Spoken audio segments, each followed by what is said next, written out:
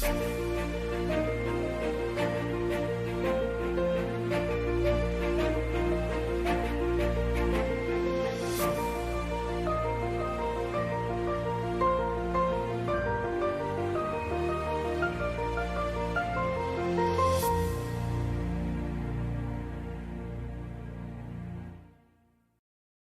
you. We can start now, Prof, or how? Yeah. Okay, sure. Assalamualaikum warahmatullahi wabarakatuh. Good afternoon, ladies and gentlemen. I hope everyone is doing well and remain in high spirit for our class today. My name is Yuswar, and I will be your moderator for this lecture. First of all, I would like to greet Head of Notary Master Study Program, Prof. Hasim Purba, and Secretary of Notary Master Study Program, Prof. Rosnida Sembiring SHMPU. Today we will continue our session from the last slide that already explained by Prof. Stefan Koos yesterday. I believe all participants and I will be benefited from wonderful and insightful topic related techniques for making notarial deed we discussed today. In this Zoom room, we will have opportunity to meet again virtually with our wonderful lecturer, Prof. Stefan Koos. Without any further ado, please welcome Prof. Stefan Koos. The screen is yours now, Prof. Yeah, good morning. Again, sorry for the delay. But it's not yet 15 minutes. And in Germany, we call it the academic 15 minutes. Academic 15 minutes, because we always start our lectures 15 after the full hour. But it is in the module handbook always the full hour. So it's always the 15 minutes for the students can arrive. Unfortunately, students arrive then at 1/2 past, yeah, often. Okay, this is not so disciplined like there. Today, I would like to go on, and I changed a little bit my plan. So I will finish the cyber notary, the inner topic of the cyber notary today, and I will also go back to one of the questions from yesterday we could not totally answer. I was indeed Googling that and found out something about that. Then I will talk about, because for the preparation of the next week, in the next week, we will talk about legal tech and artificial intelligence in legal tech. And for preparing that, I would like to talk about digitalization and digital globalization, to go a little bit into the issues of how digital technologies change exactly the handling. First of all, I would like to go back to one of the questions from yesterday about this notarial apostille, about the legalization of papers. Yeah, I mentioned already yesterday, the question was how it will be done if a German deed or a German document, a notarial document, should be acknowledged in Indonesia. And this was the question. And I mentioned already 2 ways how to do that. First of all is the legalization by the embassy, and which should be accepted normally in the country where the document is used. And the second one is the notarial apostille as an exception of the legalization, conform with the Hague Treaty on these legalization issues. And what I did not know yet, but that is maybe why the question came, is that Indonesia is since new also part of that agreement. This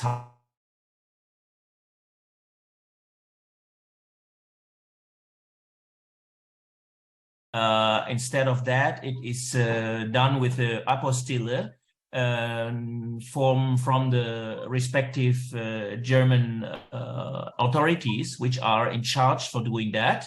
And for notarial deeds, it is in charge of the high district courts in Germany. So the high district courts in Germany will put that apostille, and that apostille should be accepted by Indonesia for use of the document and the deed in the territory of Indonesia, and vice versa, as Indonesia is part of that agreement, that international agreement. I don't know who put that question, but it was a question in the chat. I cannot stand to let questions open, so I hope that is answered by that. So it's not actually a digitalization issue, but yeah, I'm sorry that I have to read that. These things, but yeah, this is typical notary issues, and yeah, I am not, nor I am in the education of the notaries involved normally, nor I am a notary, and I never worked as a notary, and my time as a practitioner, as a judge, is decades ago, so I have to had to check that out. But also maybe an advantage of the German law experts is that the German law expert is a generalissimus. It's a general expert. Yeah, so we are not specializing in the study. We study all the same for the capacity of being a judge. So every one of us can do everything basically, and if we have the right books. So this is what I have to say about that. And today I would like to finish, first of all, these notary issues, which is more interesting than I thought. When Professor Rosnida asked me, can you do that? I was really reluctant to talk about notary and cyber notary. Cyber is cool, but notary, that is it was always in my mind as something very and not a very not so interesting for me, which is not fair. This is not correct, because actually this is more interesting than I thought. And so let's finish that today, nevertheless. And I think yesterday we ended somewhere here. I was giving you an overview about how, compared to Indonesia, the cyber notary situation is already transferred to the law in Germany and in the European Union. And we used most of the time yesterday to check out what is cyber notary in Indonesia and why cyber notary in Indonesia is such a problem and not yet really transferred into the law. Because just to remind you from the topic of yesterday, because we have mentioning of the cyber notary in the law, but we have no, how can I say, no transfer of the law into the cyber notary into the law. It is not harmonized with the other parts of the law, especially the notary law, which shows in several parts of the law that actually it is awaited that the notary must be in person together with the clients, and cannot just do it in Zoom meetings, or and also the documentation and the proof is difficult. Maybe I can one thing remind you, which is also was interesting for me to know. I read that yesterday because actually I prepared these data protection and proof issues of the e-signature, and what I found is that we talk about this article number 5, article 5, paragraph 4. We talk about that as an argument, pro or contra, against the legality of electronic Zoom notary actions. So in telecommunication, video telecommunication means, we discussed that, and then we discussed exactly that article 5. Which talks about legal evidence of certificates and of digital documents, and then we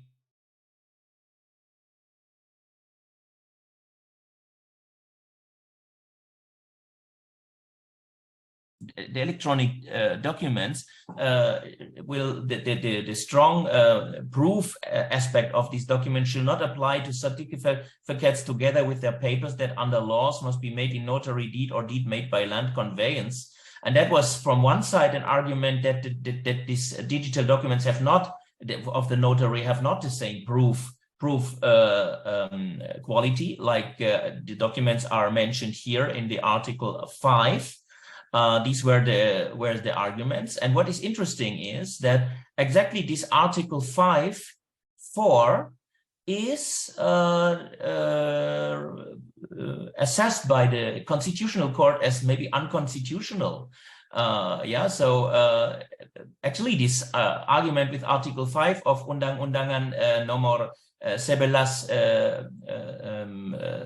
2008 is maybe not a good example or not a good argument, because that the constitutionality of that article is in question. Very interesting for me. I found that, and I also found that you have an excellent collection of laws, of Indonesian laws, which also refers to these constitutional court decisions. So that was what we found out. So we found out that the mentioning of the cyber notary is not a sufficient legal basis for making a deed with a virtual meeting for its signing, for example. And so the legal safety doing this is not clear, as is not really given. And so it's very dangerous to use these digitalization instruments for doing it exclusively digitally.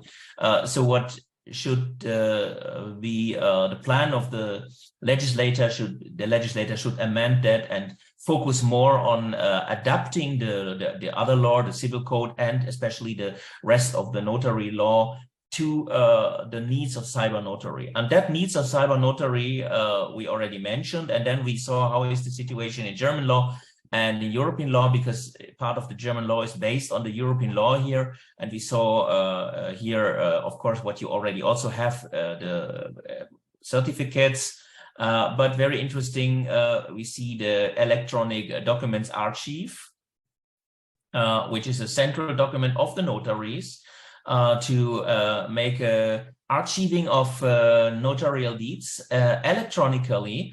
And we also learned that this archive is having a backup.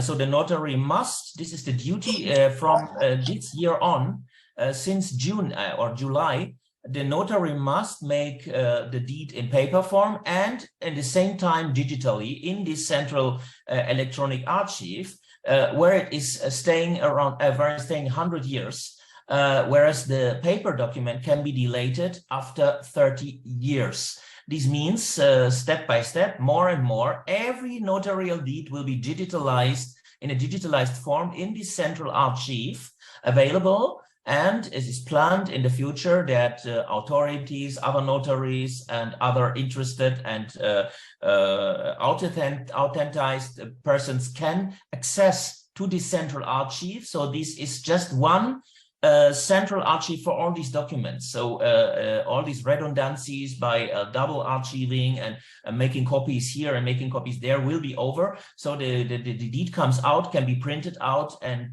can be used.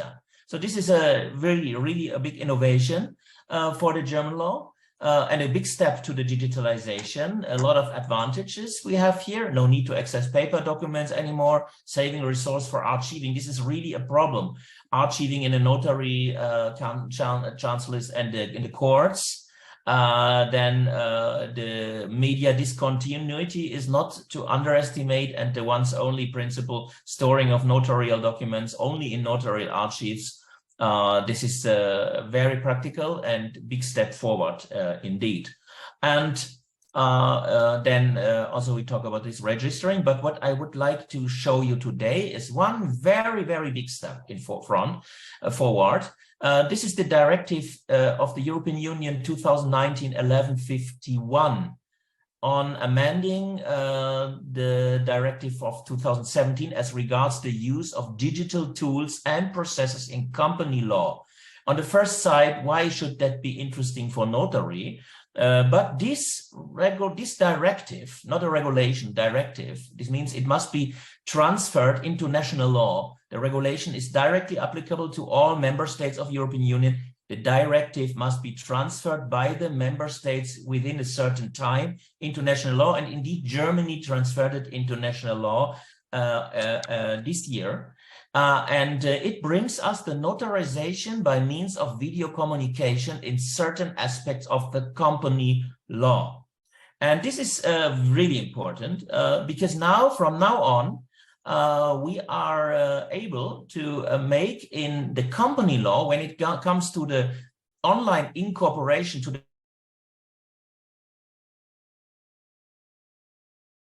of limited liability companies and certain online applications, we can do that now in video conferencing system. So we have really a genuine video conferencing notary task here in the incorporation task of limited liability companies. This means the whole incorporation process can be done online from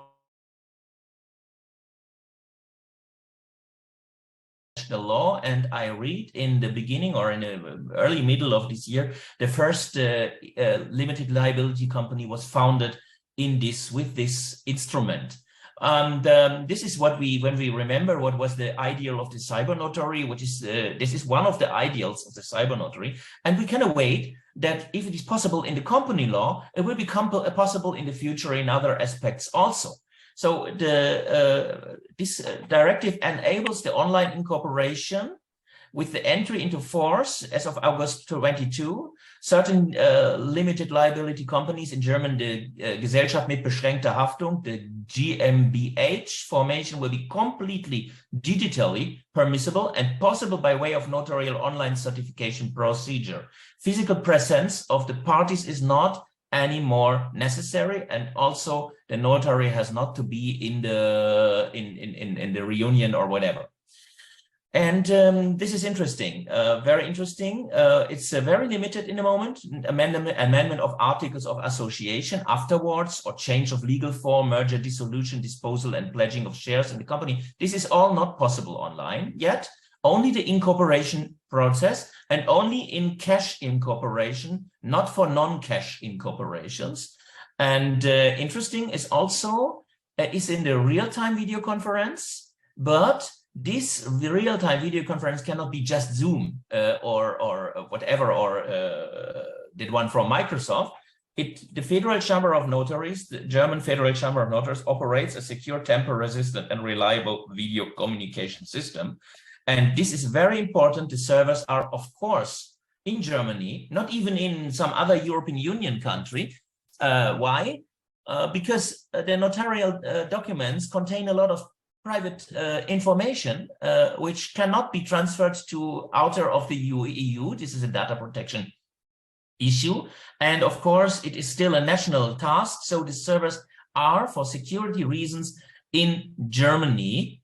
This is a good step forward, because it means we establish a trustable video conferencing system, which I am sure of that can be in the future used for other authorities of notaries, and this is really, really important. So, what is the reason of the limits of the use of video conferencing, and will it be to all authorities of the notary in the future? For example, in the real estate purchase, or in the family law, or in the law of succession. And here we must say video conferencing, in my opinion, will not come true, because this is not a system which is good for these tasks. Let's see, for example, the real estate purchase. Real estate purchase is, under German law, something which needs a lot of warning to the customers or to the partners of the contract. We have here mostly private individuals without any special legal knowledge. And as you learned yesterday in one of the first slides, the German notary has also the task to give advice to the contractual partners. And this means he has also a warning function. And it is very likely that the protection purpose, so the warning function of the notary and the notary action in the process of a real estate purchase cannot be totally and significantly fulfilled if the involved persons are not present. Why? You ask yourself, what happens if you make something online in video conference? You just maybe do something in between, and then you cook something or read something and read your phone and so on and so on. So I'm maybe not focusing enough sometimes, but if we have to dress properly and drive to the city, go to a notary and sit then there in front of that notary and together with the contractual partner, then you are focused, because this is something special. So the warning function is not really fulfilled in this video conferencing system. That's why I'm really skeptical that the video conferencing system will be in the future for all the tasks of the notary. The advisory function of the notary in Germany cannot be fulfilled. And exactly the real estate purchase is an issue for itself, because in the Civil Code of Germany is written that already the purchase contract must be under notarial form, yeah, and cannot just be made under full private autonomous form for fulfilling that warning function. You will later see that we have certain peculiarities how to transfer real estate and the difference between the purchase contract and the real estate. But you can see here already that the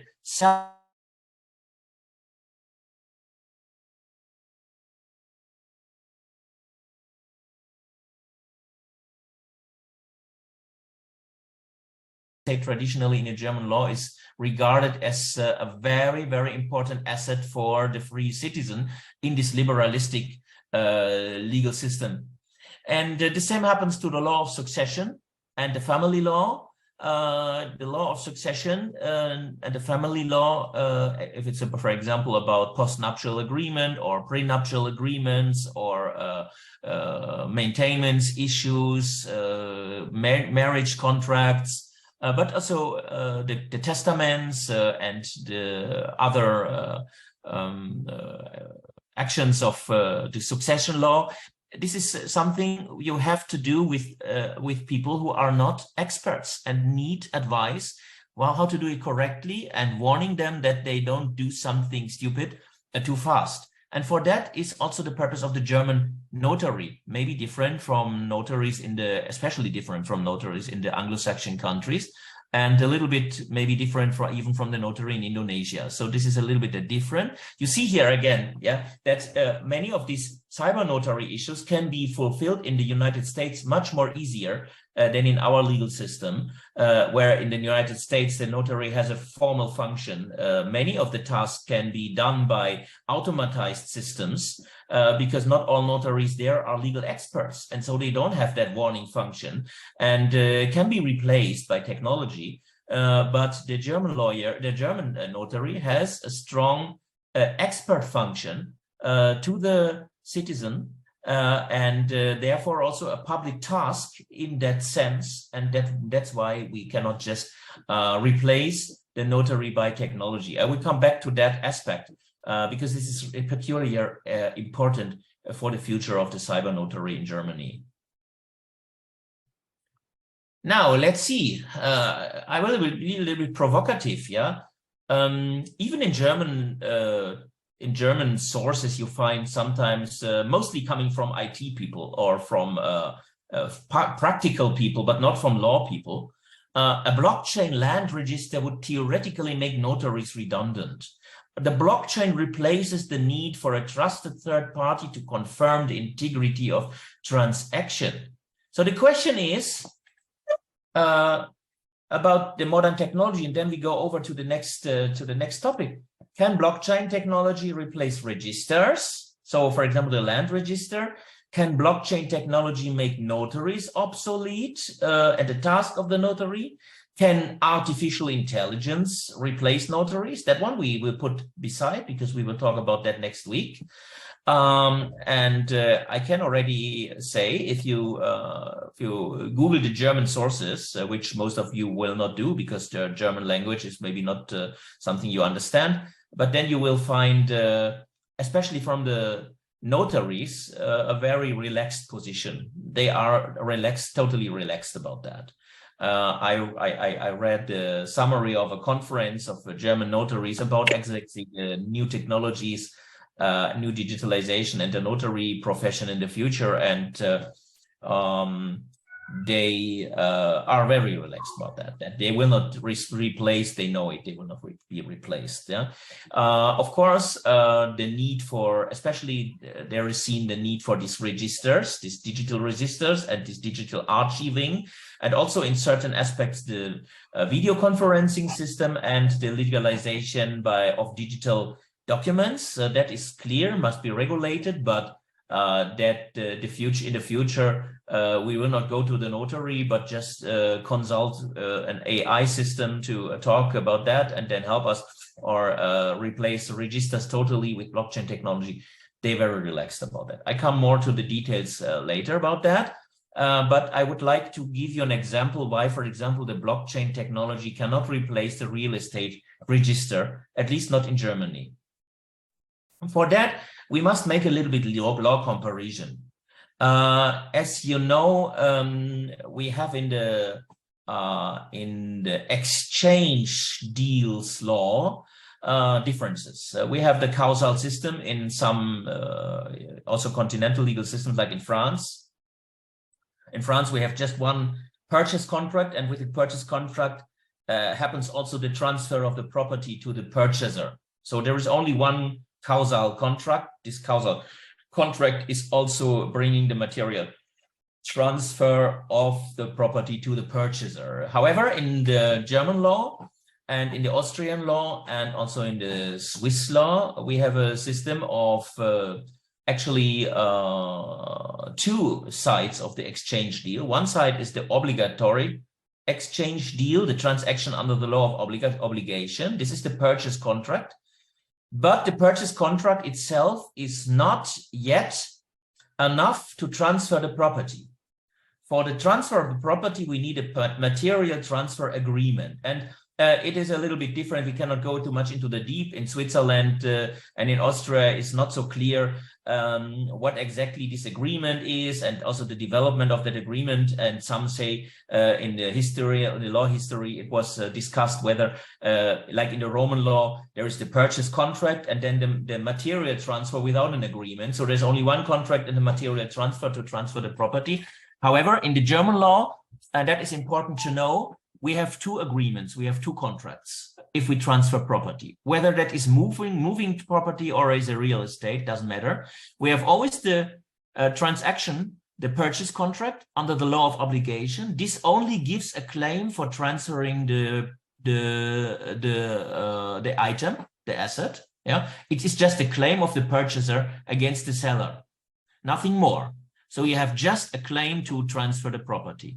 And for fulfilling that purchase contract, there is needed another, we call it abstract contract. And that contract is an agreement about the transfer of the property rights from the purchaser, from the seller to the purchaser, nothing more. So it is not containing any reason why the transfer of the property happens. It's just agreement. Yes, I want to acquire the property from you, and the other say, yes, I agree that you can acquire the property. That's it. Not for I do it because you pay money or something like that. That is only in the purchase contract. This is a little bit complicated, and a peculiarity of the German law that if the purchase contract is zero, is void, then the material transfer agreement is still valid. This means the property will not fall back to the purchaser if the purchase contract is void. It must be condicted again. But this is detail. I don't want to go into the deep. Just want to show you how that happens in the real estate. In the real estate, we have for the disposition contract, the transfer contract, not the purchase. The purchase is now not something we look here, because important here is now how we call it Verfügung, the contract in REM, the transfer of the property happens for the real estate. And it happens like that we have, first of all, in the section 873 of the Bürgerliches Gesetzbuch, this is our civil code, the acquisition by agreement and registration. Yeah, and we have the section 925, the declaration of conveyance. And we see here in 873, if we just read it, the transfer of the ownership. This is not the purchase contract, please take in mind. The transfer of the ownership of a plot of land, the encumbrance of a plot of land with a right, and the transfer or encumbrance of such a right require agreement between the person entitled and the other person on the occurrence of the change of rights and the registration of the change of rights in the land register. So we have two sides, or two elements for the transfer of the property of the real estate. One element is the agreement about the transfer of the right, in this case of the property right, if we transfer the property. And the second element, to be separated from that,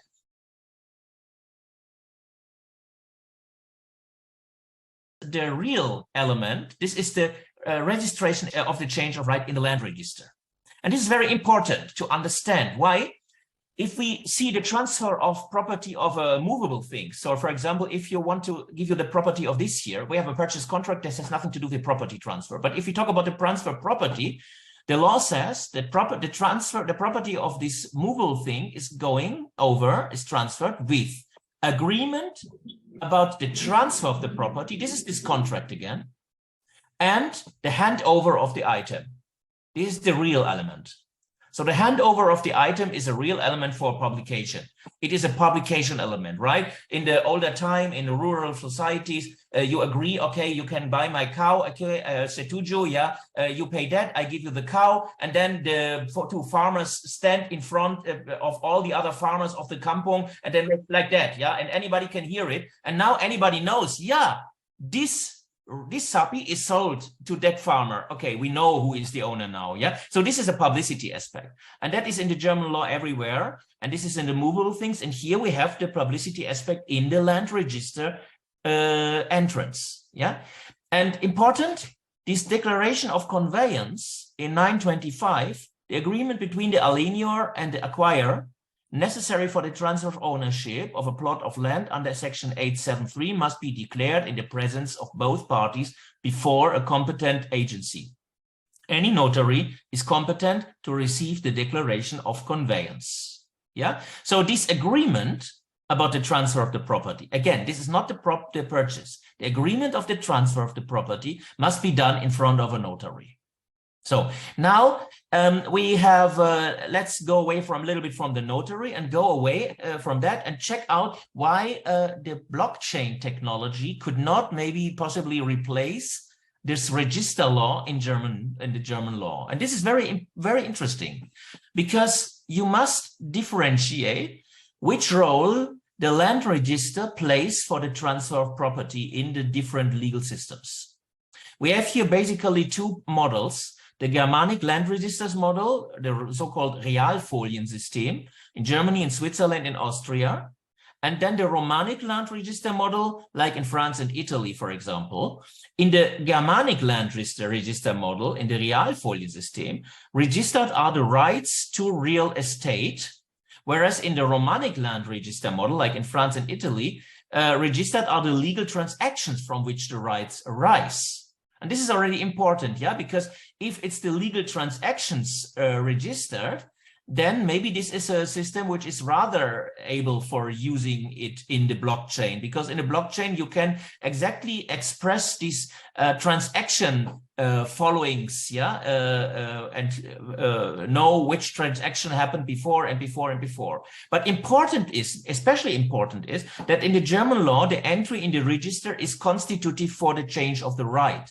Means without entry in the register, there is no transfer of right. This is different than in Indonesia, right? In Indonesia, this is more a proof function, but the transfer of the right is not constitutive. The entry in the register is not constitutive, and sometimes the register is even not correct and cannot be maybe always trusted. I know that because some years ago I was interested in buying some land in Lombok, and the lawyer told me it's very difficult. So you must put some sign on the property, and there is written this is now property of this one, and then you have a certain period waiting until that someone maybe oppose against these things. In Germany, this cannot happen because there is no transfer of the property of the land without the entry in the land register. And if the entry in the land register is wrong, what happens then? Then the land register has publicity and bona fides. This means if I am the owner in the land register, I am entered in the land register, and it was wrongful because the register authority did a mistake, and I am written in the land register, and someone wants to buy that from me and looks in the land register and sees Stefan Koos is the owner, and I'm not the owner actually, because there was a mistake, someone write me wrong in the land register, then there is a good belief, there is a trust, the bona fides in that land register, and the one who trusts in the land register and can trust in the land register is acquiring the property, even if I was not the owner. Yeah, there are a lot of aspects how you contradict to that. For example, you can, because this correction of the land register takes a little bit time, so you can, for example, enter some correction statement which says there is something issues, yeah, so there is the bona fides is destroyed.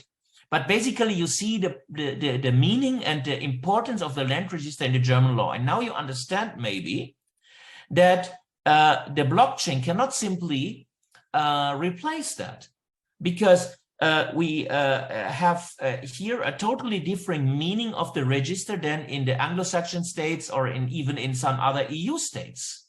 The blockchain cannot replace that because this means that we must make the blockchain constitutive for the acquiring of the right. And the blockchain is decentral, it's not coming from the state, so it cannot participate in the bona fides effect of state law and of the state action of officials and of authorities of the state, of the sovereignty of the state. So he's not participating in the sovereignty of the state. And that's make it difficult, maybe even impossible to replace the land register law in Germany by blockchain technology, because exactly the decentrality of the blockchain is a hindering. We see here, examination is relevant. What happens in the blockchain cannot be re-examined, even if it's done by, especially if it's done by smart contracts or AI systems or algorithms who do that. It is not controlled. It is not examined. So for entering in the land register, there must be a clear examination whether the enter is correct or not. And the proof of compliance with the fulfillment of the commitment transaction by the Notary Act is German. In Germany, is necessary by the notary. The notary must prove.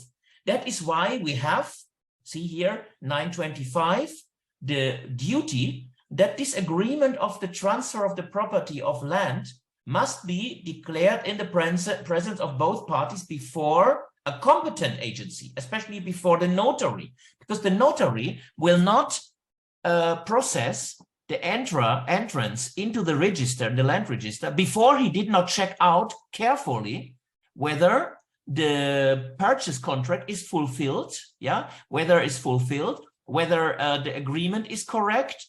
And once the payment is done, so you see here the trusted third person function, once the payment from the purchaser is transferred, the notary will process the entrance into the register, not before.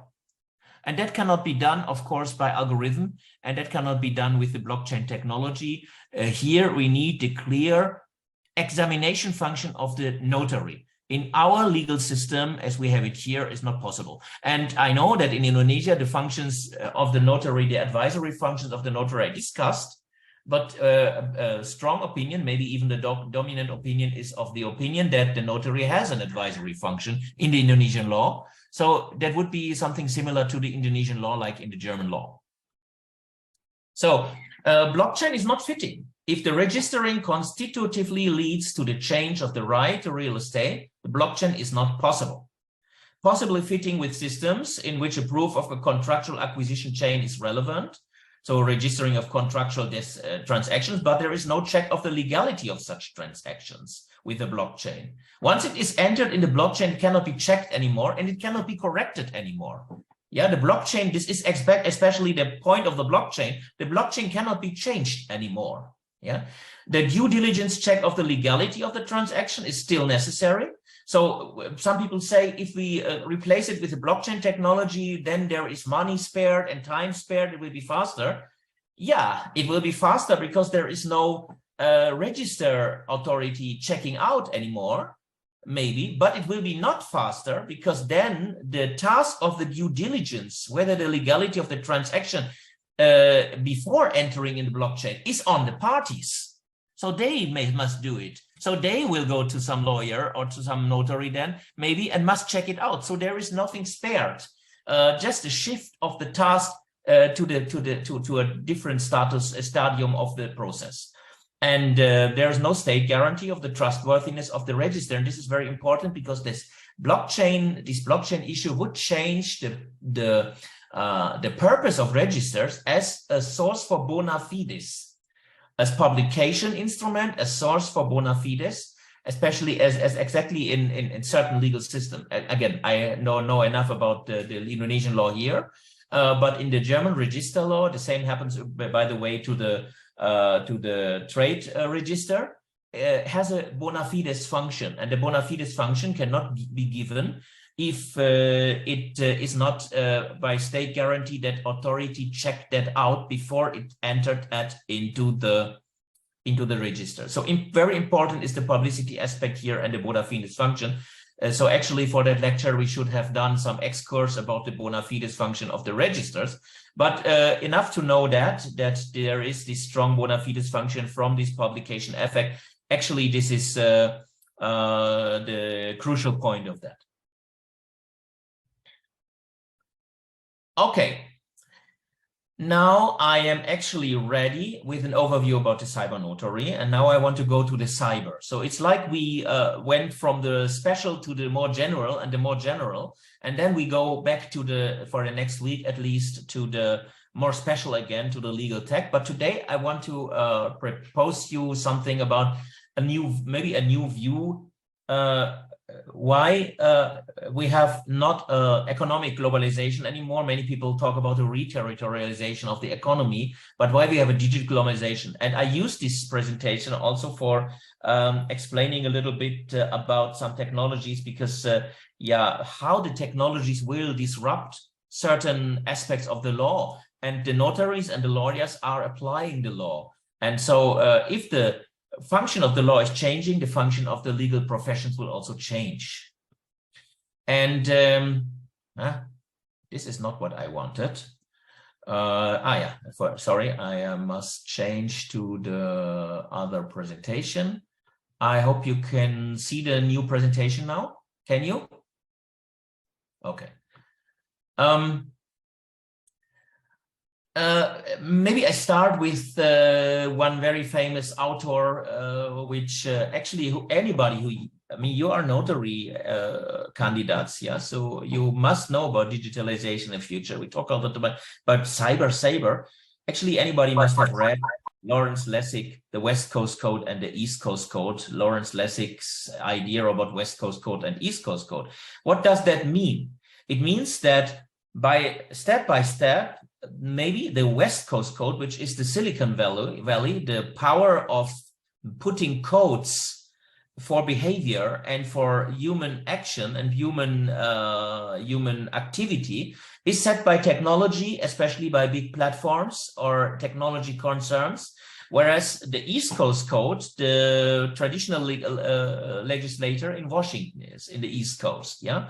So this is of course done from the perspective of an US-American researcher. However, this West Coast Code and the East Coast Code is a symbol for the ambivalence between the technology and the traditional law. And the question is, which power or which place will have the technology, the West Coast Code, compared to the East Coast Code? Will it displace the East Coast Code, or will they collaborate or coexist, or will the East Coast Code win over the West Coast Code? This is actually the main question.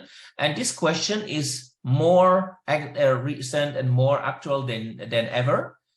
Because we mentioned already some of these points. We have certain aspects like the artificial intelligence, the blockchain technology, the smart contracts, and the tokenization, which can have a disruptive impact to the law itself, and then, of course, also to the profession of the law practitioners. And we will talk about the artificial intelligence more or less next week. The smart contracts, what is that? More or less just vending machines. A smart contract is just an algorithm which checks out whether a condition is fulfilled, and if the condition is fulfilled, the smart contracts will execute some action. But you can imagine if a smart contract is combined with algorithms of artificial intelligence, then it could be a self-executing action, maybe a part of the human action in transactions. And I can tell you that I have a doctorand from Israel writing a doctoral thesis in my chair about the displacement of legal disputes in the courts by smart contracts technology. Yeah, so the smart contracts maybe will make a shift away from the courts to the programmers, yeah, and so therefore totally the character of disputes and the dispute settlement, because the dispute settlement in the execution of contracts may not be necessary anymore if the smart contract executes automatically. The tokenization is also important, and especially the blockchain. We already mentioned that, and actually many people don't know what the blockchain really is. But actually the blockchain, people say blockchain technology and they think, wow, this must be a very, very important technology and great and not understandable. Actually, me too. I know that since 2 years before I wasn't so interested in that. And then I started to read about that. But actually, it's very easy, the principle of the blockchain. The principle of the blockchain is like the notch wood here. This is a notch wood from the 17th century here, what you see. And actually, we have 2 of these woods. And if I must give you some money, we make some notch here into that wood, and we make another notch in the other wood. And then I give you one of it, and one I keep. So if you delayed that notch from your wood, it would be clear it is a falsification, because in my wood, there is still a notch. So it's not conform anymore with the other one. So as long as conform, it's correct. As long as not conform anymore, it's not correct anymore. And we can check out something was changed. Something similar happens in a blockchain, but of course with a chain of elements which are interconnected with each other, woven with each other. So you cannot, once the block is closed, you cannot change anything anymore from the past, because that would change the whole sum of this blockchain. So it's very clear something is in the blockchain that happened, that is provable, that cannot be falsified, that cannot be faked anymore. Now, the blockchain leads to big change in that sense that, for example, we can see a certain tokenization of the industry and of the economy. And I mentioned already the blockchain in this register law. And this is important because I said that actually the blockchain is not really giving trust. Because the blockchain is basically decentral and basically private, yeah. So it is actually an instrument for producing trust between the participants, which is independent from state systems, and this is important to keep in mind about our topic. If we want to put a legality or a legal meaning to the blockchain transfer in a blockchain, or some writing in a blockchain, the law must decide about that with the legal sovereignty of the state. And that happened in this case in Germany. Germany has since 2021, we have a blockchain law about securities. So we can transfer the property of securities by transferring the paper of the security, of course. And we can do it by transferring the ownership in the blockchain. This means the seller of the security makes a blockchain transfer, put it to the blockchain that he transferred it to the purchaser, and then can be proven by the blockchain that the purchaser is the owner of that security. Important is that must be regulated by the state, and the state must say that the process in the blockchain has a certain legal meaning. If the state is not deciding with the legislation that the blockchain process has a legal meaning, there is no legal meaning protected by the state. And something similar happened also in Liechtenstein with a very small principality in the Alp Mountains, which has an even more comprehensive blockchain law, which even allows you to issue blockchains for old-timers or antiques and give you a legal position of this token for the old timer and the antique. The question is what you have with that token, but this is another question. But if the Liechtenstein law says the transfer of the token of an old timer leads to the transfer of the property of the old timer, then the blockchain is really important for the legal transfer law.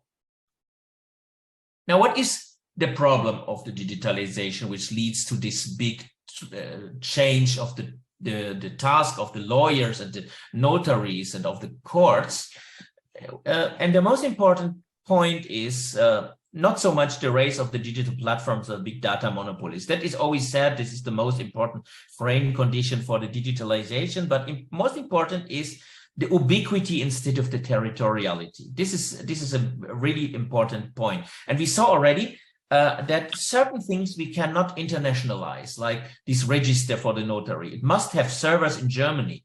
So this is a part of our sovereignty, that we can have control of our documents nationally in a national server and not send the documents abroad where something could happen with these documents. So the most important point is ubiquity instead of territoriality. What does it mean? It means that many parts of the social and economic activities nowadays happen in the internet, and therefore not in territories.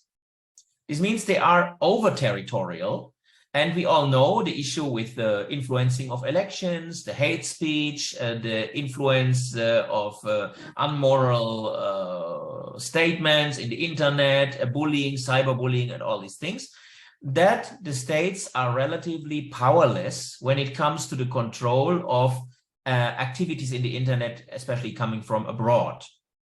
This posed the question how sovereign the state nowadays still is when it comes to regulation of certain issues. And this is the most important point. Already years ago, we had that issue about, for example, trademark infringements in the internet. Yeah, trademark infringement of the internet is especially important and interesting. Why? Because intellectual property rights are territorial rights. A state gives the intellectual property right to the owner of that intellectual property to protect this property in a certain monopolistic form. But we all know that intellectual property rights are territorial limited. This means Indonesia cannot issue a trademark which is a world trademark, because only in the territory of Indonesia the trademark would be protected. If someone would like to have a world trademark, he must go to all the markets of the world and register that trademark everywhere. Otherwise, there will not be protection. And the same happened, of course, to the patent. If the Indonesian market for me as an inventor is not so important, I will not register a patent in Indonesia, because a patent is expensive. I will not import it to Indonesia, so no problem. I will only take a patent for the territories where I want to sell my product with a good success, because there is a lot of demand for that. Maybe in Indonesia not demand, so I will not have the property right in Indonesia. So this is important, because the intellectual property right is an aspect of territoriality, and this means it is territorial limited. However, the infringements of these property rights, especially the trademark, the copyright, and so on, these infringements are not territorial limited. They come from out of our territory, and we cannot really localize the infringements of the right in the ubiquity international world and internet world. And that is very important, because this leads to consequences for the sovereignty of states. It leads to the consequence of the loss of sovereignty in the ubiquitary digitalized society, and therefore it will lead to the loss of trust in the law. I will very, very short present you the thesis, and then you will also later see why indeed the profession of the legal practitioners will change. First of all, when it comes to prohibitive legal regulations, then it is already very difficult to control these regulations. Why? This is just an example. This is an virtual reality glasses, but actually it could also be augmented reality glasses. This means you have glasses you have on your nose, and that glasses give you information or virtual elements in the real world what you see. So you see the real world, but you see additionally also certain virtual aspects, information about the person you see, observations, or you add some cyberbullying, you add some donkey ears on someone you see with that glasses. And then if it's connected with platforms and maybe even fixed in a blockchain, nobody can ever change that. So anybody who uses these glasses will see these donkey ears maybe on that person. This is important because this is, of course, a problem for the personality rights and also a problem for the privacy, because anybody could go with that glasses and observe people, take information and send information about that person to servers abroad. Especially if these products come from countries where the privacy rights are not protected sufficiently, it is a problem. And this one you can see, of course, but in the future we will have glasses looking like that here with augmented reality abilities. And then we make like that, and then I can observe you and know already a lot of things about you and send to the server also information, moving data, and also these things. Yeah, this is a problem. So how we control this problem? Of course, we could control that with the data protection law. And you have a very similar data protection law now in Indonesia, just fresh. And the question is how valid and how helpful will be the data protection law of states in the surrounding of the virtual worlds.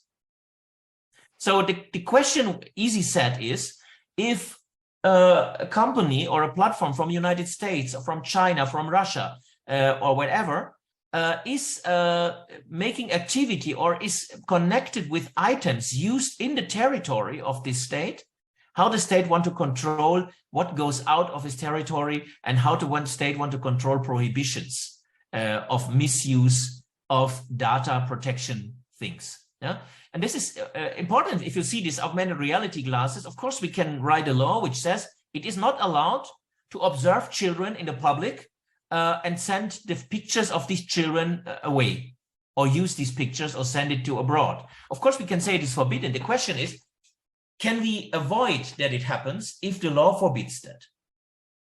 And whether a law, a prohibitive law, is enforceable or not enforceable, traditionally relies on the strength of sovereignty of the state over the territory. If we have not digital technology, for example, it is forbidden for someone under 16 to drive a car, then we can control it because we can see there is a child in the car driving and we can avoid it.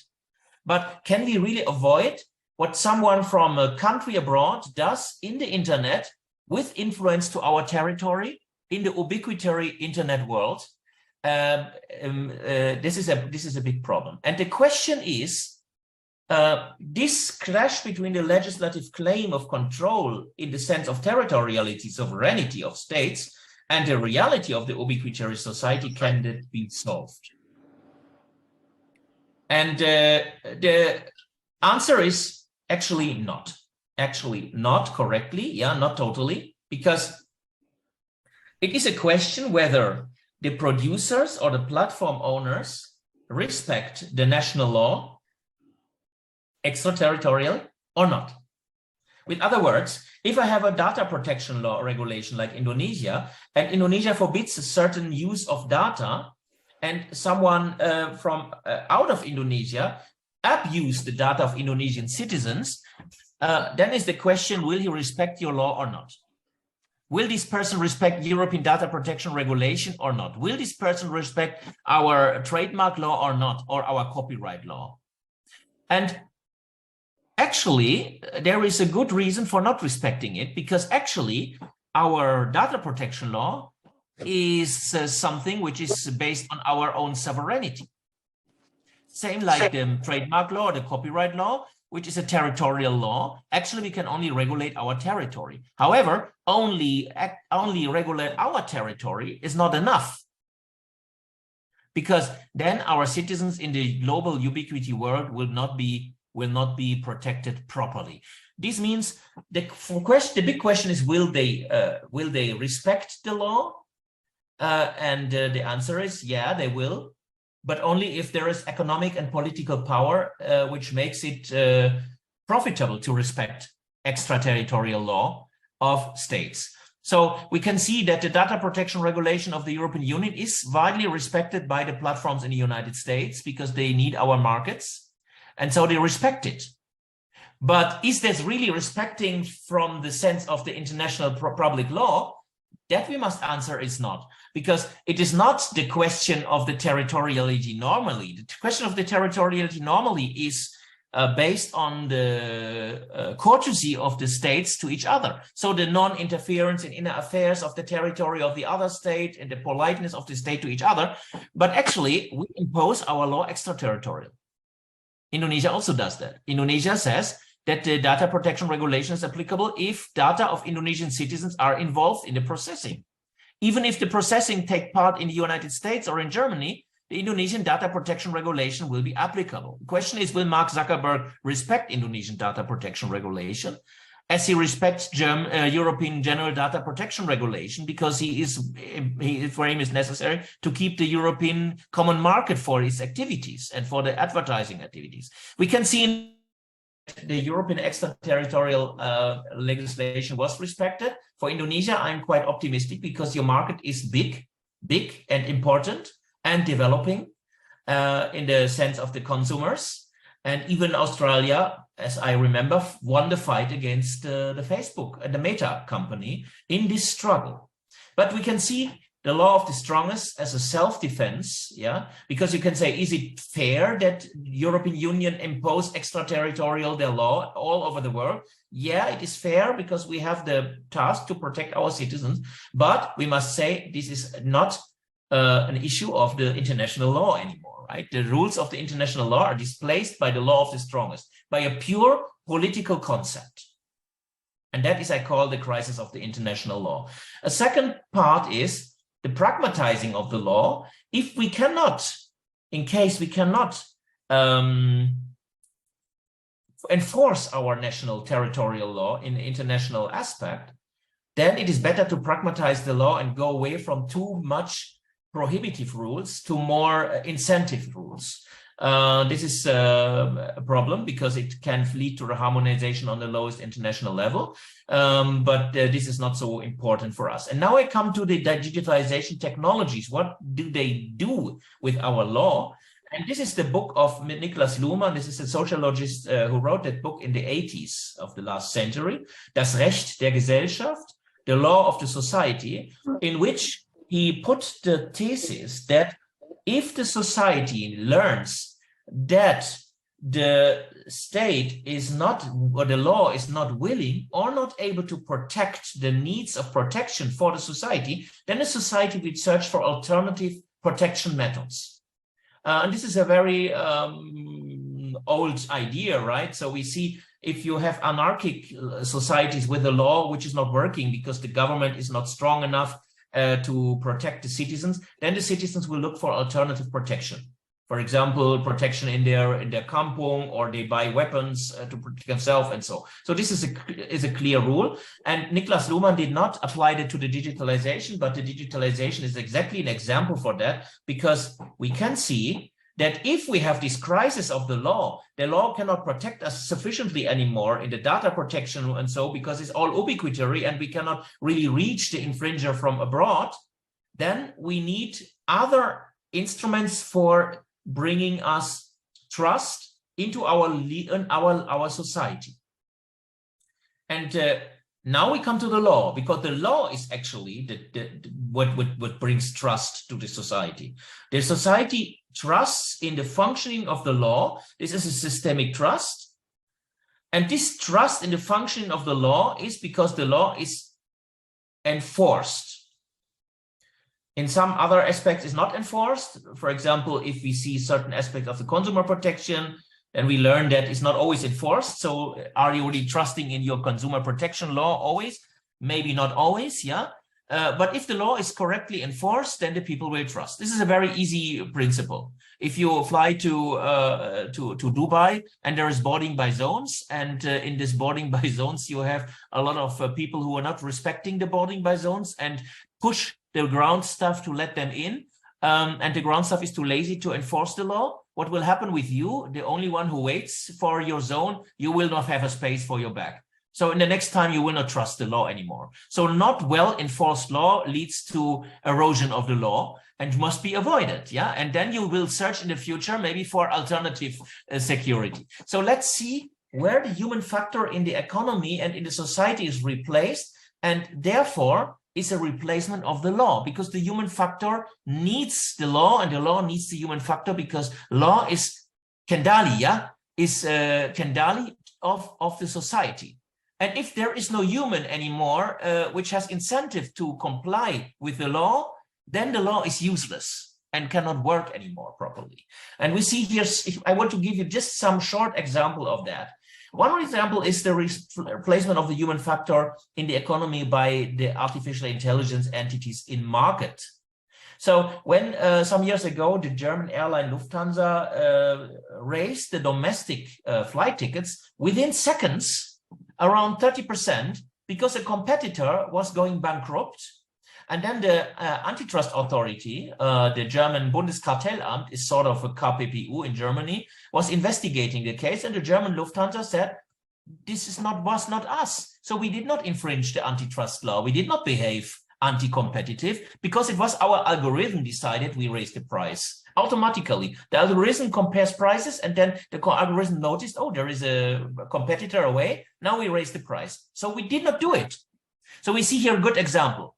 The antitrust law will not work anymore if there is no behavior in market, but algorithmic acting in market by AI algorithms, which are just observing, self-learning, and then actively and independently maybe act in market. So the law is not working anymore.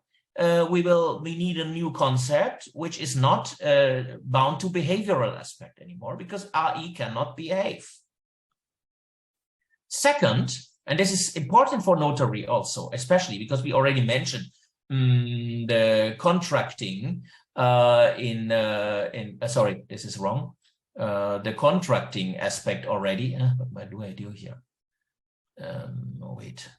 I'm not very good in this, but I have here your pictures over my slide. Contracts by AI. So what happens if AI are doing the contract? So self-learning systems decide autonomously whether they want to make a contract or this autonomous system offers the contract to a human actor, or the human actor is on the other side also replaced by AI, and the AI on the other side also acting autonomously. We have already these kind of algorithms who can do this. And if we have contracts by algorithms, then we have a big displacement of the biggest factor of the law, the trust factor. Why I make contract law? Why I have contract law in the law? If I make a contract with you, this is an issue of trust. Why? I could maybe let it with a contract. We just say, I trust you, you will do it, so let's not make a contract. But as we are a big society and we cannot know each other all, so we need the contracts. But the contract is also proof of trust because I trust that you will fulfill the contract. On the other side, I have the trust in the instrument of the law because if you not fulfill the contract, I can go to the judge and the judge will force you to fulfill the contract. However, if we see what is behind contractual actions, there is the contractual intent, and the contractual intent is based on the principle, at least in our systems. And the private autonomy is an instrument of personal legal subject. So the legal subject can make contracts free, which is a part of the civil law part of and the private law part of the freedom of the person. And that is, again, based on the dignity of the human being in the constitutions of the nations.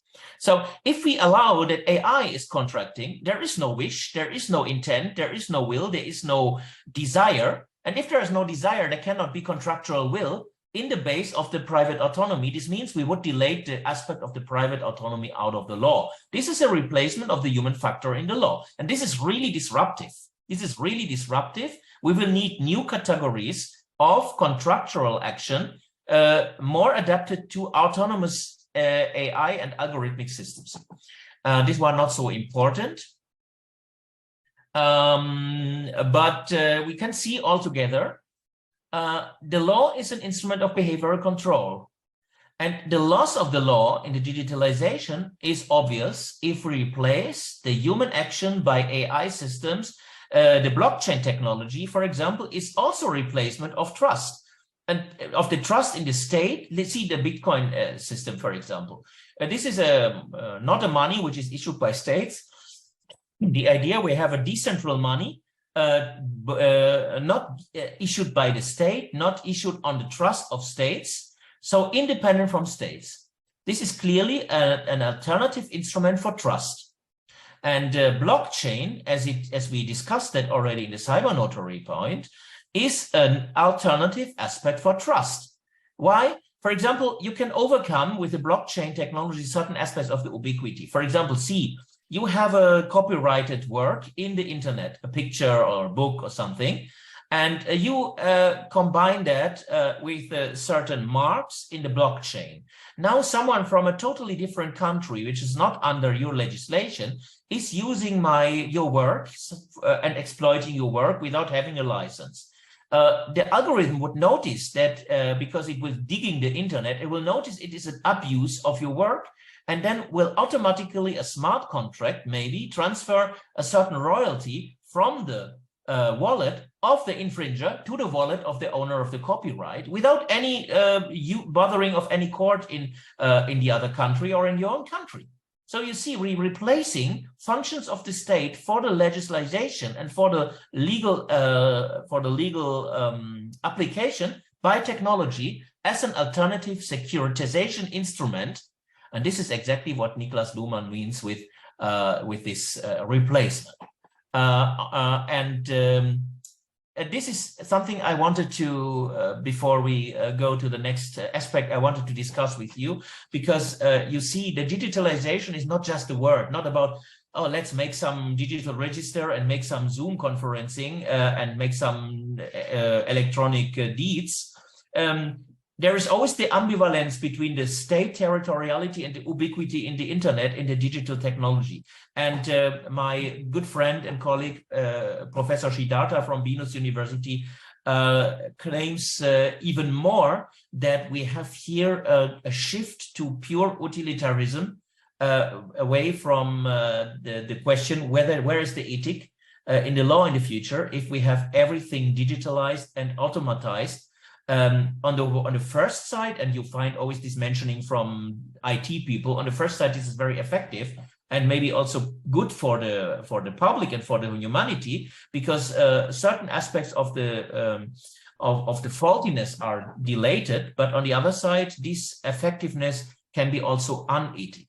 And I would like to finish with this here. What is the role of the ethic or the justice in the future? And this is really important for the legal professions. Yeah, how important will be the courts in the future in deciding conflicts if the smart contract is executing automatically? How important is the enforcement, the lawyer for the enforcement of the law in the future if the smart contract is programmed? Yesterday, someone asked me, how has the liability if the notary, the cyber notary, does a mistake in the cyber action in these electronic deeds? Exactly, this is the question, the crucial question. Because if we have the smart contract self-executing, we don't need the courts anymore. But where will be the conflicts in the future? The conflicts in the future will be in the product liability of the programming of the smart contract and of the algorithm. If the algorithm is wrong programmed, then we have the conflict. So there will be a shift to the product liability of the programming, and in the future, the lawyer and the notary will not be just a legal expert anymore. He will be or the legal expert and on the same hand, an IT expert who can do the programming, or he will have to collaborate and work together with a programmer, because the programming of the algorithm done by a normal legal expert is not enough. So we will have a shift to technologization of the legal professions. And this is really crucial to understand for you as future notaries and future attorneys and court participants and judges. So I'm ready with my topic for today. There was 1 hour, 5 minutes. I think we need a little bit of time for questioning. I see some people already raised hands. Let me see what are the questions in the chat. I don't know, maybe there is no questions, or it's maybe just organizational, maybe only organizational.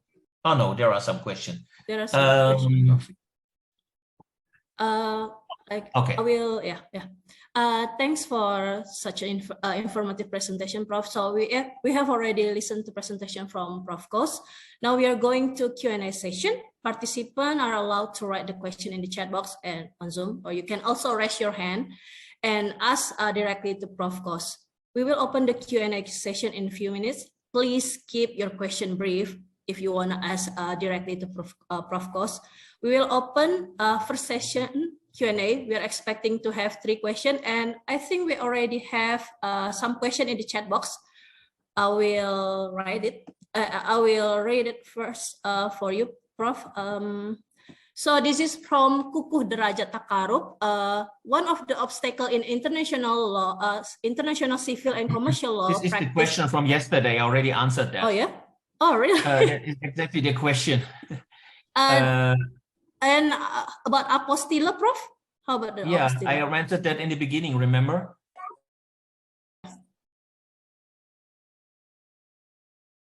this Hague Convention about the notarial apostille.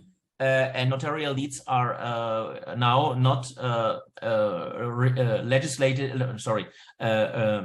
legalized by the German embassy anymore, because Indonesia is now part of that Hague Convention. So there will be apostille by the German relevant authority. In this case, is the district courts who put that apostille on the notarial deed, and that is notarial deed will be regarded as valid in Indonesia. Because Indonesia, but this is new. I think Indonesia was not yet a member of that. All EU members are part of that Hague Convention. Indonesia is, I hope I have it from secondhand. I Googled that yesterday, but Indonesia is obviously part of that convention. And so, and also find the mentioning of the German embassy, that the German embassy doesn't make these legislations anymore, that you must have this apostille in the future. As an exception of the legislation. I think this is actually the question. The apostille issued by Germany can be applied to notary deed. It's by a conjuncture notary deed will maintain it, alternative notary deed with perfect proof. But is there a government agency that issues it? Yeah, not government agency. Is depending on the kind of document. But the notary documents are, as I know, the apostille is given by the High District Court. So we call it the Landgericht. So there is the district court, this is the Amtsgericht, this is the lowest court, and the Landgericht is the next one, and then there is the Oberlandesgericht, this is the highest one, and so the middle one, as I know, gives the apostille for notarial deeds. Sure. Prof, we still have one question from Aurea Azahra from Notarial student USU. I want to ask from your perspective that is there a power of deed evidence carried out through a cyber notary in court in Germany, I think. Now, yeah, yesterday, let me see that we share again. Wait, I want to share the material again. Can you see it? Yes, Prof, we can see it. Yes. Yeah, we have here the electronic notary deed, and this electronic notary deed, if it's combined with a qualified electronic signature, then it has a power of that. The signature is the proof issue of the signature is given by, I did not do that today because we spared that aspect, but I want to show you that. Is the evidential issue. Documents with electronic signatures are protected. The legal basis is the so-called EIDAS, Identification, Authentication, and Trust Services Regulation. This is directly applicable of the European Union regulation. And this regulation gives rules for how these electronic signatures on these notarial deeds are accepted, and which proof value they have, especially in the trans-border transfer of between European Union states. This means European Union states issue that, and they will be accepted in all other European Union states. And it says here, I have even the excerpt of that. Trust services provided by trust service providers, especially in a third country, shall be recognized as legally equivalent to trust service. This is the trust service. And Germany implemented that in the law. And this is for Indonesia. I don't want to do that. Sorry, where is that? And the legal effect in the EIDAS regulation is in Article 25, that an electronic signature shall not be denied legal effect and admissibility as evidence in legal proceedings solely on the grounds that it is an electronic form or it does not meet the requirements for qualified electronic signatures. This does not mean that there is a strong evidential value, but it is not, but it is at least a free evidential value. But if it comes to the qualified electronic signature, so documents containing the qualified electronic signature, they have the equivalent legal effect of a handwritten signature. And the evidential aspect of electronic signature, documents with electronic signatures are viewed as Augenscheinsobjekte. This is the object of personal inspection.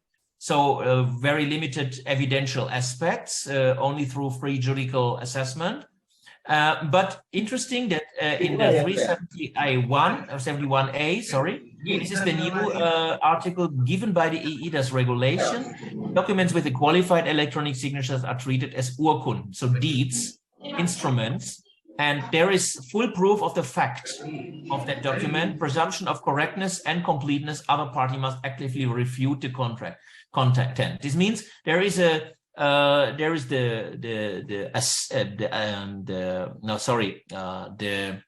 presumption that that document is correct, and if you want to avoid that presumption, then you must bring proof against that, and this must be a concrete proof, not just opposing to it. I denied it. Then you must bring a counter proof. This means we treat it with a high proof value and the appearance of the authenticity unless there are serious doubts. Serious doubts must be, and serious doubts is not just opposing a little bit. Yeah, so it's very, very difficult to change that proof value of that document with this e-signature. And something similar we have in Indonesia.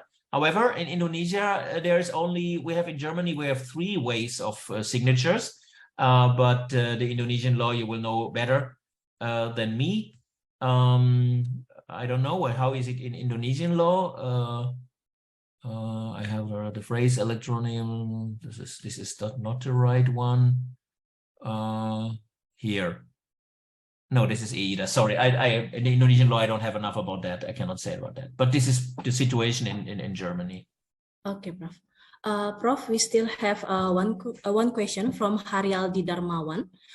How do you think about the legal contract that made in electronic in this time? Is it possible that the artificial intelligence make a mistake? And how do you think about it, Prof? Yeah, this is about artificial intelligence. Yeah, that make a contract. the question is, can an algorithm make mistake at all? This is first of all the definition of mistake. Mistake is a concept of human flexibility. A mistake can only be done by human.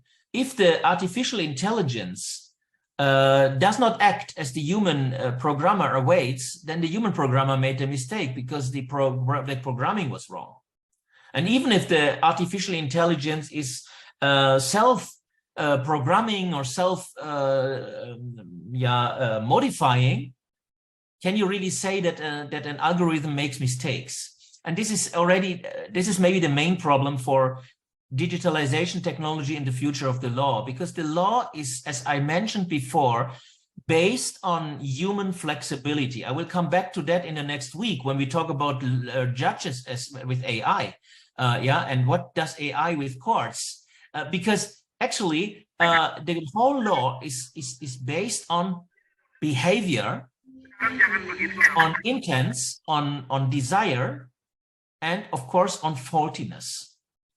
And that's why I think the whole categories of the law are not fitting to AI contracting. You can find about that I cannot go too much into the deep, of course, but if you are interested in that aspect, you find in my ResearchGate, under my name, Stefan Koos, you'll find at least 3 articles about artificial intelligence where I explain in Indonesian journals and one in Malaysian journal in English language, why I explain why this is the real disruption. The real disruption for the civil law was not the internet, not at all. Everything which came with the internet could be solved with the traditional civil law. Yeah, it doesn't matter. I mean, I remember when I was doing my doctorate and then later the habilitation. Then one of my colleagues wrote a book about virtual companies. Virtual companies sounds great, right? Wow, something innovative. Totally disruptive, virtual companies. But what is a virtual company? A virtual company is some small core company which has a pool of other companies, and then for every project, the pool of the companies will be used to acquire certain companies, put together to the process, and then produce this with this all the time fluctuant. Put together company conglomerates. But what is behind that? Is that really disruptive in the law? This is a society. This is a company. This is nothing else. This is a occasional company which go apart and go together. Same, by the way, there are some modern issues now. The same discussions come up now. Well, how is the company law dealing with this, with these fluctuant things, or with that? There is now, we have now, very interesting. I read about companies which are totally digital. I mean, there are no human leaders anymore, no CEOs anymore. The company is just fulfilling algorithmic decisions. And the question is how the company law is dealing with that. This is not really disruptive. Why? The only change with the internet was the speed of the communication. Nothing else. We communicate on different ways. Whether I call the other one, I mean, I have my company in Germany and I call the other company in Jakarta. I call with the telephone. Okay, it's not so fast. Or in the colonial time, they sent a ship with a letter there. This is not so fast, right? But nowadays, I just WhatsApp, yeah, or make a Zoom meeting. That's it. But this is just the speed of communication. The rest is not disruptive. But what is really disruptive is the displacement of the human acting and the human behavior by the technology, by the determinism. So my answer is it possible that the AI make mistake? Yes, and that's why I say we will have a shift to the product liability of the programmer. Because the AI cannot be making a mistake. The AI is not mistaking. And that's why the AI cannot be liable, at least not in the moment. Maybe we discuss concepts about liability of AIs that could be in the future done, but we have no strong AI. You want to make the cow liable because the milk is not good enough? This is nothing else, right? The AI cannot be liable. So the AI is an instrument. So is the hammer liable that it is used for destroying your house? No, the one who used the hammer is liable. But if the AI is totally autonomous, then we must think about how we put the responsibilities to human beings. Who is the responsible? Is it the programmer? Is it the user? Do we maybe need different concepts like assigning responsibilities for other reasons? For example, strict liability, as the European artificial intelligence regulation plans now. Strict liability. I use the AI. I have the advantage of it. There is a risk for the society, so the risk must be assigned to the one who has the advantage from the AI. So you see, the question is not so easy to answer, but I say, no, there is no mistake, but there is mistaken someone, and someone must have assigned the responsibility for the social damage maybe the AI could cause. Yeah, I got it, Prof. Prof, I think we have a participant that raised hand. Pak Ferry Rafli, can you unmute and ask directly to Prof. Koos? Okay. Yeah, okay. Thank you, host, and thank you, Prof. Koos. I want to share about something.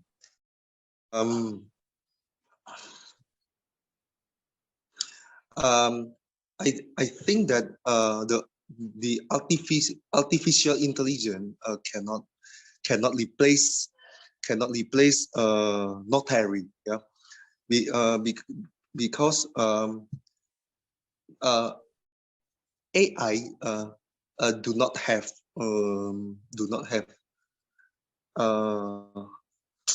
how to say, do not have the brain, yeah, the brain. I think notary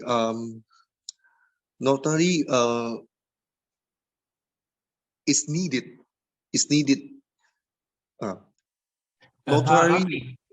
Ferry, we will talk about that in the next week, about the AI and the replacement of the AI of the legal tech and also the notaries. So maybe we should not do it now to repeat later. So the next week we will just talk about AI.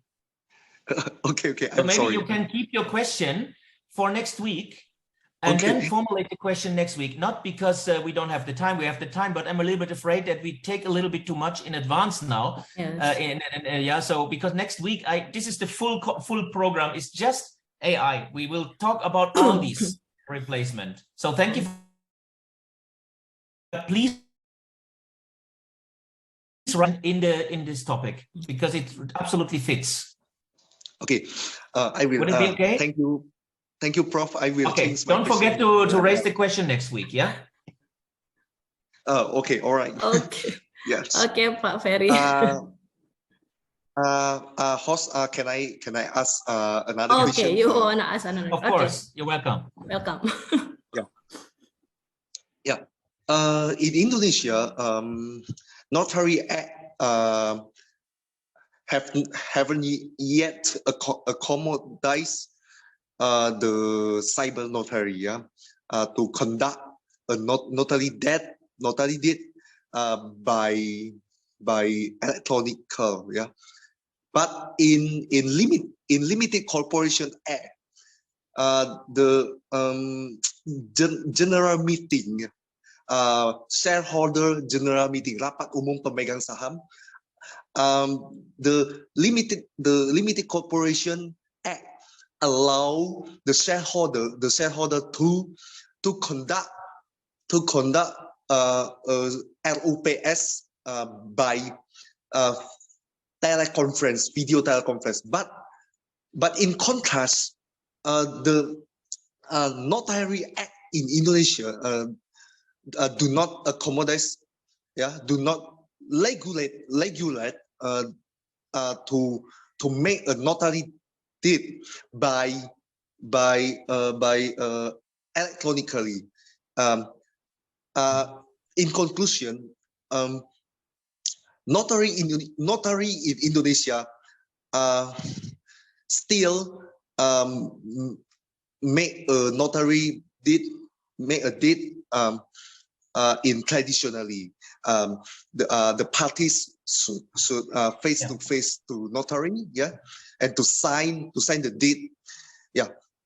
The question is, Prof, in Germany,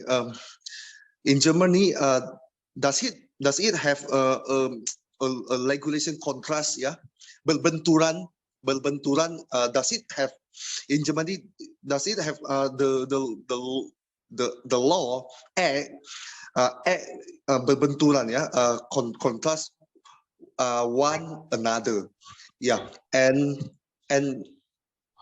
Prof, Koos, what is your opinion? What is your opinion about this condition in Indonesia that I just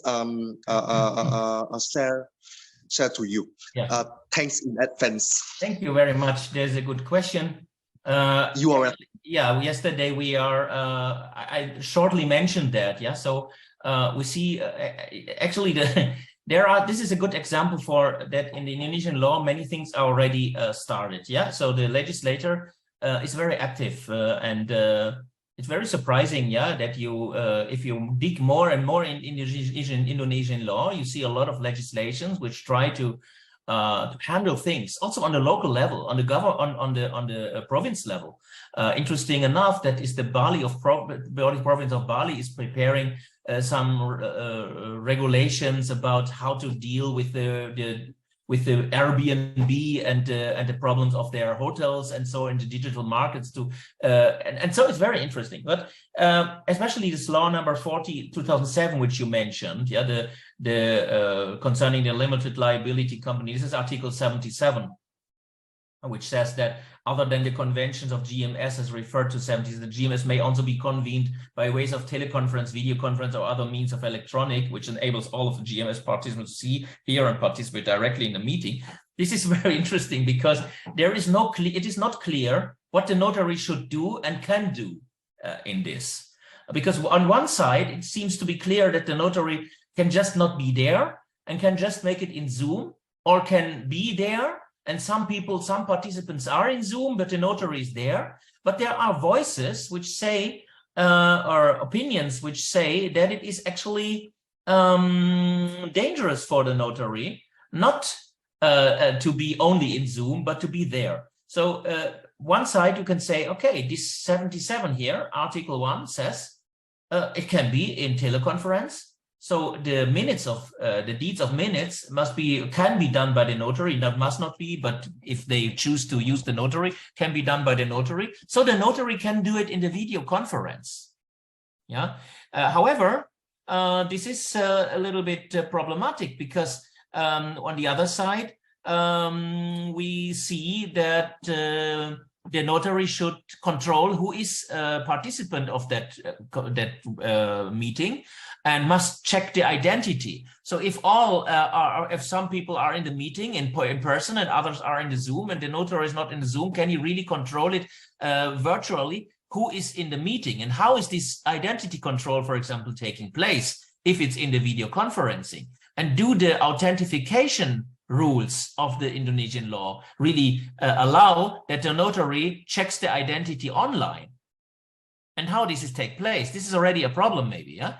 First of all, so generally, you're totally right. This is one of the most important arguments for the cyber notary that some people say, this article here I mentioned here, that by opening this option for general meetings of shareholders by ways of video conference, the legislator opened necessarily the possibility of a digital deed of minutes. Only for the company law, not for the rest of the law. Yeah, so only for the company law. Reza Amrullah says to the contrary. Yesterday I read that, but let me mention it again. Interesting. Maybe I don't understand him correctly, but I think this is what I understand. Authentication of electronic documents in the form of the minutes of the general meeting of shareholders in the concept of cyber notary can be done by means of a notary, does not need to be present during the general meeting of shareholders. So cyber notary takes place. Okay. But if the notary is present directly at the meeting, then it's actually dangerous for the notary, because in the cyber notary, RUPS, there are meetings, participants who attend using teleconference or video conference that do not allow the notary to get to know all meeting participants who were present at the meeting. Yeah? So this is not clear. It is not clear what the notary should do now. Should he only do that in video when all participants are in video, or if it's hybrid, should he be there or should he be in the video? This is all not really clearly done. For the Germany, as I mentioned, we don't have yet the ability to use these notary authorities in the video conferencing system. However, we have one point, as I mentioned in the presentation, where it is accepted now due to the European Union law, and that is this incorporation of the limited liability company. So the limited liability company can be incorporated totally by video conferencing systems, totally digital, with totally digital documentations and video conferencing attendance of all participants. But this is all where it can be done. Yeah, it's only limited to the to certain aspects of the limited liability companies, not to other parts of the law. So it does not mean that the notary can do all in the video conferencing system in the future. That may be in other European Union states different. As I know, in Austria, there are other options, but I cannot go into the detail about that because I must make a research about that. But in Germany, this is the only part in the moment where we can use this video conferencing. Is this answering your question more or less? Oh, about how, Pak Ferry? Yes. It answer it. Answer it. Thank you, Professor Koos. Sama-sama. Yeah. I am a notary student of Universitas Sumatera Utara, and Professor Rosnida Sembiring is my main supervising lecturer in my thesis in my thesis. Professor Rosnida Sembiring is my main supervising lecturer. Okay. I see. And she asked me, nice to meet you. Thank you for coming. Nice to may meet I you. maybe give you the link to the article I mentioned before, and Paferi, you find the links for these articles I mentioned here on the article 77 of this Undangan of 2007. You find it here in the end of my presentation, online, accessible. So you find the whole discussion about that. So this is the opinion is basically, I cannot criticize the law. The idea is good, right? But the cyber notary in altogether is not really consistent in a moment, regulated, not yet. I think, I have no idea. In the European Union, we have also certain issues like that. For example, we had the issue that the consumer protection branch of the unfair competition law was regulated in a different way than the competitor protection branch of the unfair competition law. And why? Because there were two general directions which have different authorities. So only the authority of that direction was regulated, but the rest was not adapted. And that sometimes happens. So I have no idea, but I'm sure the Indonesian legislator is well aware of these doubts, because there's so much publications, papers of these issues, that there will be hopefully soon an amendment and clarification of that. Okay, Prof, thank you for answering all the questions from our participant, Prof.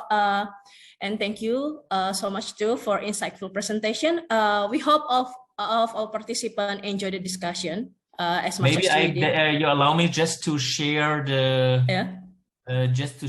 articles I mentioned from which clarify the topics from today more. Okay. I just give you the link to the research gate, and then you find the first article is the displacement of the law by technicity. This is what I presented today. This is in journal Hukum Novelty from UNES University, and then you find here further down the article Machine Acting and Contract Law, Disruptive Factor of Artificial Intelligence for the Freedom Concept of Private Law from 21. This is in We Law Review, and another one, Artificial Intelligence as Disruption Factor in Civil Law. This is in Juridica from Erlanger. So I just sent you the link to my ResearchGate, and then you can find all these articles in full text in PDF in English language. Okay, sure, Prof. Okay, yeah, we can see the link. Is there any question more, or are we happy? The time is up, Prof.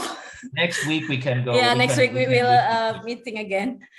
Okay, Prof. Okay. Prof, do you mind to take down the presentation, because I would like to invite all the participants to take some documentation and also virtual group photo shoot maybe, so we can.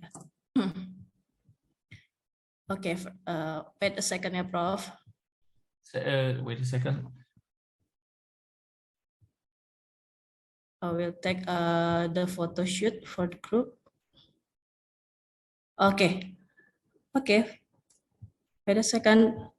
Please turn on your camera and give your best smile. Okay. 1, 2, 3. Okay. Wait a second. The second. Okay. And the last one. Okay. Already have. Thank you. We are so happy to have you today, Prof. And we will meet again in the next week. So this is the end of the session for today. So happy to have you. Have a good day. Assalamualaikum warahmatullahi wabarakatuh. Thank you. Terima kasih banyak. Ya, terima kasih, Prof. Terima kasih. Sampai jumpa. Terima kasih, Prof. Thank you, Prof. Dankeschön, Prof. Nice to meet you. See ya.